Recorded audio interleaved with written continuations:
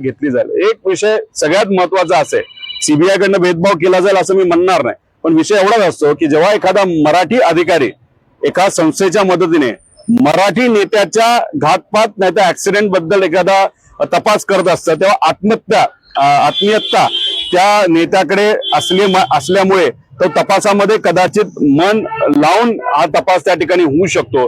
जर उद्या जाऊन सीबीआय कडे गेला तो जावं, चांगली गोष्ट आहे, पण तिथे सुद्धा मराठी अधिकाऱ्यांना जर हा तपास त्या ठिकाणी दिला तर मग कुठेतरी लक्ष देऊन हा तपास योग्य दिशेने जाऊ शकतो।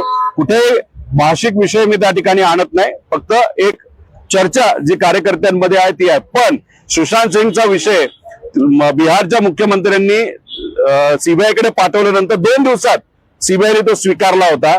अजितदादांच्या बाबतीत 22 दिवस झालं सीबीआय कडे प्रस्ताव पाठवून, पण अजूनपर्यंत सीबीआयने हा प्रस्ताव स्वीकारलेला नाही। मग दादांच्या बाबतीतच अशा पद्धतीने दुय्यम भूमिका का, असा प्रश्न नक्कीच आम्हाला त्या ठिकाणी पडेल।